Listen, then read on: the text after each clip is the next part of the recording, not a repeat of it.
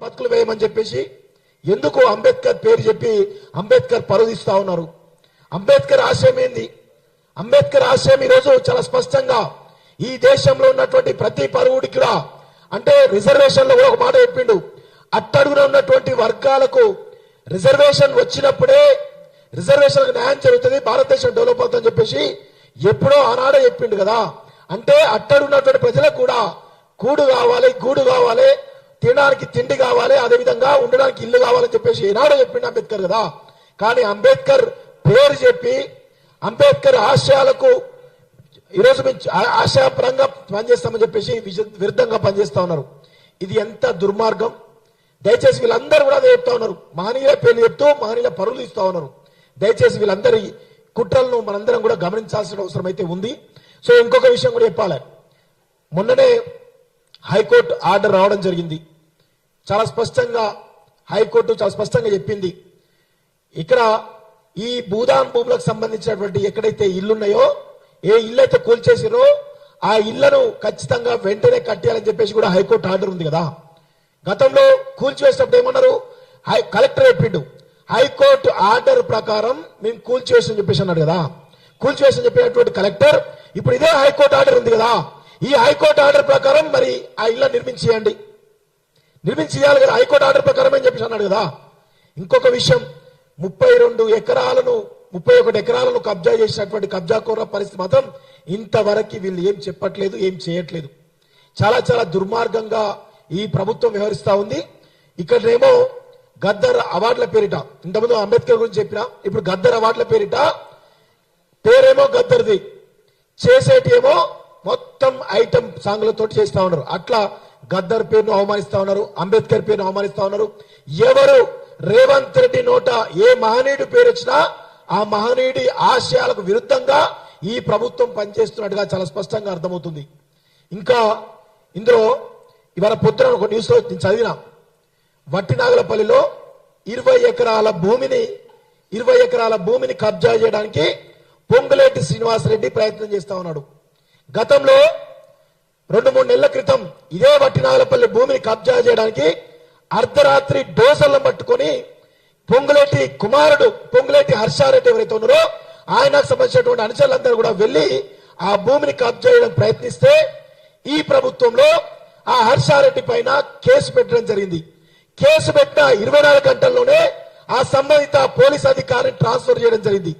తర్వాత ఆ police department లో ఉన్నటువంటి ఆ స్టేషన్ పరిధిలో ఉన్నటువంటి మొత్తం వ్యక్తులు ఎవరైతే డిపార్ట్మెంట్ లో ఉన్నటువంటి అధికారులు ఎవరైతే అందరినీ గుప్పిట్లో పెట్టుకొని ఇప్పుడు ఇదంతా జరుగుతుందని చెప్పేసి ఆ బాధితులు ఎవరుతున్నారో కోర్టుకు పోయి ఇంజక్షన్ ఆర్డర్ తెచ్చుకొని ఆ చుట్టూ ప్రహారీ కూడా 20 ఎకరాల ప్రహారీ కూడా కట్టుకుంటే అర్ధరాత్రి కూడా మధ్యాహ్నమే పట్టపగలే పొంగులేకి సంబంధించినటువంటి అంశాలు వెళ్లి మాస్కులు వేసుకొని మొత్తం గోడ మొత్తం కూర్చోవడం జరిగింది. దానికి సంబంధించిన విజువల్స్ మీకు చూపిస్తా. సో ఇంత దుర్మార్గంగా రాష్ట్ర ప్రభుత్వం వ్యవహరిస్తా ఉంది. ఏ విధంగా కూల్చారో ఒకసారి చూడండి, మీకు విజువల్స్ అన్ని చూడండి ఒకసారి క్లియర్ గా. ఇంత దారుణంగా కూల్చారు సార్ గోడను, 20 ఎకరాల గోడను. వాళ్ళు 40 సంవత్సరాల క్రితం అక్కడ 20 ఎకరాలు కట్టుకున్నారు. ఈ విధంగా కూల్చేస్తున్నారు, గోడను కూడా కూల్చేసి కబ్జా ప్రయత్నం చేస్తున్నారు. ఎందుకు అని చెప్పేసి ఆరాధిస్తే వీళ్ళు కొన్న భూమిలో కొంత తక్కువ భూమి వస్తుందట. వీళ్ళు ఆల్రెడీ 40 సంవత్సరాలు చాలా గోడ పెట్టుకున్నారు, తక్కువ భూమి వస్తుంది కదా, ఇంత రావద్దు ఇంకెక్కువ రావాలని చెప్పేసి ఈ 20 ఎకరాల భూమిని సగం భూమిని కబ్జా చేయడానికి పొంగులేటి శ్రీనివాసరెడ్డి ప్రయత్నం చేస్తా ఉన్నాడు. అంటే అటు వెలుగుమట్లలో ఉన్నటువంటి పేదల భూములను కబ్జా చేయడానికి అధికారాన్ని వాడుకొని రెవెన్యూ శాఖ మంత్రి అనేటువంటి ఒక డిపార్ట్మెంట్ వాడుకొని ఈరోజు ప్రజలకు న్యాయం చేయాల్సింది పోయి రెవెన్యూ పరంగా ఉన్నటువంటి ఏవైతే భూములు ఉంటాయో వాటిపైన 100 ఎకరాల భూములను కబ్జా చేయడానికి పొంగులేటి శ్రీనివాసరెడ్డి ప్రయత్నం చేస్తా ఉన్నాడు. ఇంత దుర్మార్గం జరుగుతా ఉంది తెలంగాణలో. అధికారాన్ని అడ్డు పెట్టుకొని పేద ప్రజలు అట్లా ఇస్తున్నారు, అధికారాన్ని అడ్డు పెట్టుకొని సామాన్య ప్రజలు ఇట్లా చేస్తున్నారు. ఇంత దుర్మార్గమైనటువంటి పరిస్థితులు ఉన్నాయి. కాబట్టి దయచేసి ఈ పాలకులు రేవంత్ రెడ్డి కూడా కేసీఆర్ 1,00,000 కోట్లు దోచుకున్నాడు కదా, నేను ఇంకో కొంచెం ఎక్కువ దోచుకోవాలని చెప్పేసి కేసీఆర్ 10 ఏళ్లలో లక్షల కోట్ల రూపాయలు 1000 ఎకరాల భూములను దోచుకుంటే రేవంత్ రెడ్డి మాఫియా ఎవరైతున్నారో వీళ్ళందరూ కూడా ఇప్పటికే 2.5 సంవత్సరాల కాలం కాలేదు, ఇప్పటికే మూసీ పేరిట విధ్వంసం జరుగుతూ ఉంది. ఫోర్త్ సిటీ పేరు మీద 30,000 ఎకరాల భూములను సాగు చేస్తా ఉన్నారు. విచిత్రాతి విచిత్ర విషయం ఏంటంటే, ఒక విషయం చెప్తా మిత్రులారా, కేసీఆర్ కాళేశ్వరం పేరిట 1,00,000 కోట్ల రూపాయల ధనాన్ని వృధా చేసిండు. తర్వాత అది ప్రజల డబ్బులు. ఆ ప్రాజెక్ట్ ఏదైతుందో దాని మంచికో చెడుకో దేనికో దానికో వాడాలి. కానీ 2.5 సంవత్సరాలు అవుతుంది ఈ ప్రభుత్వం ఆ యొక్క 1,00,000 కోట్ల రూపాయలు వృధా చేసింది. ఒకటి. రెండోది, ఫార్మాసిటీ పేరు మీద 18,000 ఎకరాల భూములను కేసీఆర్ భయంలో అక్వైర్ చేసిండు. ఇప్పుడు ఫార్మాసిటీ ఎత్తేస్తామని చెప్పేసి ఆ భూములను తిరిగిస్తామని చెప్పేసి చెప్పడం జరిగింది. అది అట్లా అయిపోయింది. ఇప్పుడు రేవంత్ రెడ్డి మూసీపేట 1,00,000 కోట్లు, ఇప్పుడు ఫోర్త్ సిటీ పేరు మీద 30,000 ఎకరాలు. రేపు వచ్చే ప్రభుత్వం వీటిని కొనసాగిస్తుందా? ఒకవేళ బంద్ చేస్తే పరిస్థితి, పేద ప్రజలు 1,000 ఎకరాల భూములను తమ కష్టార్జితతో ఇచ్చిన భూములను ఏ విధంగా ఈ ప్రభుత్వాలు నిర్వీర్యం చేస్తున్నాయి చూడండి. లక్షల కోట్లే, ఏ ఒక్క ఎకరం కాదు, 2 ఎకరాలు 3 ఎకరాలు కాదు, లక్షల కోట్ల రూపాయలు. సో ఇలాంటి దుర్మార్గాలు ఖచ్చితంగా పోవాలంటే మనం అందరం కూడా ఐక్యంగా పోరాడాలి. ముఖ్యంగా రేవంత్ రెడ్డి ఖచ్చితంగా ఈ వెలుగుమట్లకు సంబంధించినటువంటి విషయంలో పేద ప్రజలకు హైకోర్టు ఆర్డర్ ఉంది. హైకోర్టు ఆర్డర్ ప్రకారం మీరు ఏదైతే కూర్చురో అదే హైకోర్టు ఆర్డర్ ఇచ్చినటువంటి జడ్జిమెంట్ ప్రకారం మీరు అక్కడ అందరికి కూడా 311 మంది కాదు, 311 మందిలో కలెక్టర్ మొన్న పట్టాలు ఇచ్చినప్పుడు, ఒక చిన్న విషయం సార్, కలెక్టర్ మొన్న పట్టాలు ఇచ్చినప్పుడు కొంతమంది బాధితులు వచ్చారు పట్టాలు ఇచ్చుకోవడానికి.